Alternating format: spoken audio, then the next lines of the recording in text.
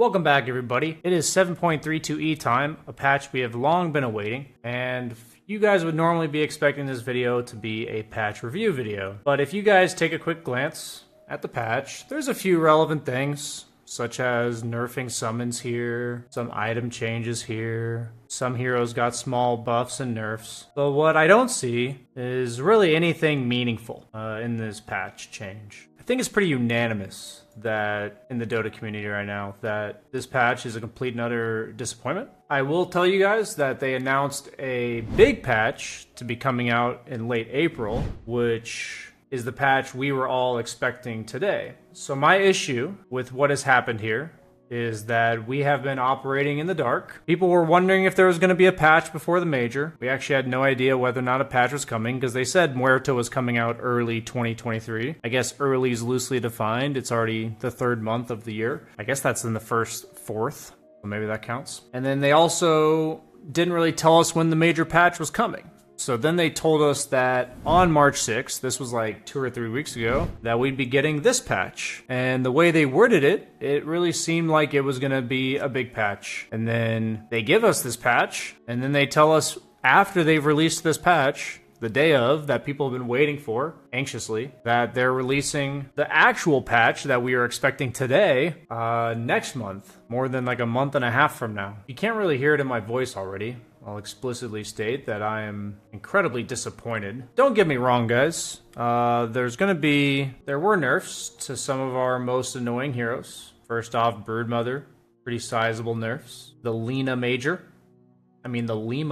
excuse me, did receive a lot of sizable numbers nerfs. But what I'm getting at is there's definitely going to be a new meta. I will be ensuring that I do my best to keep you guys up to date with the new meta that does develop, because I still like playing Dota and I still love figuring out the meta. But man, I was just hoping to figure out a different map or like different objectives or like the laning stage having some crazy changes. But the fact is, they're promising us that patch in a month and a half. That patch did not come here. I'll give you guys a few of my favorites that I'm going to be trying. I think Jug got a significant buff to his laning phase and overall damage output. And after many a time spent scrolling through the heroes, I'm going to be honest with you guys, other than Jug, I don't see anything that I am super excited to try. I will be adjusting my hero tier list for myself to get a better idea in the coming days of which heroes that I want to put at the top of my carry hero tier list. As you see here, I did that with 7.32D, and I will be doing the same thing with 7.32E. I'm not really sure about any significant changes in this order because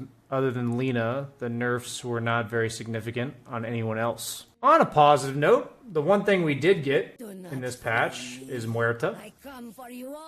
She seems to be a int-based attack damage carry. And when we check out her spells, her first spell is a vector-targeted farming spell that can also be used on heroes. And when it ricochets, it fears the ricocheted target in the direction that it bounced from.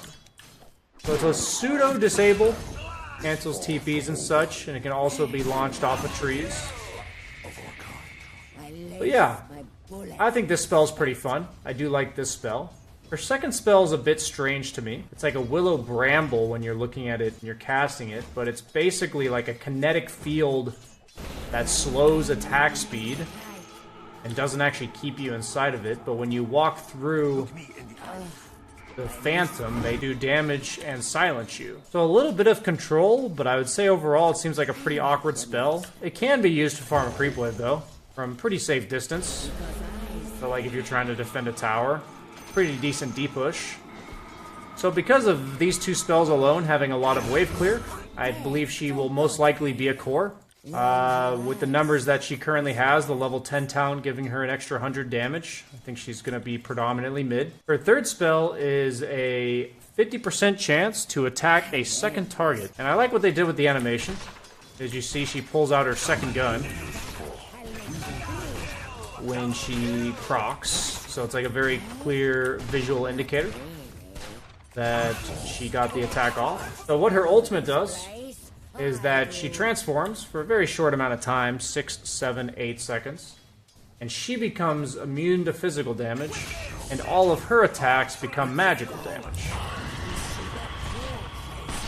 And she also gets bonus attack damage during this duration.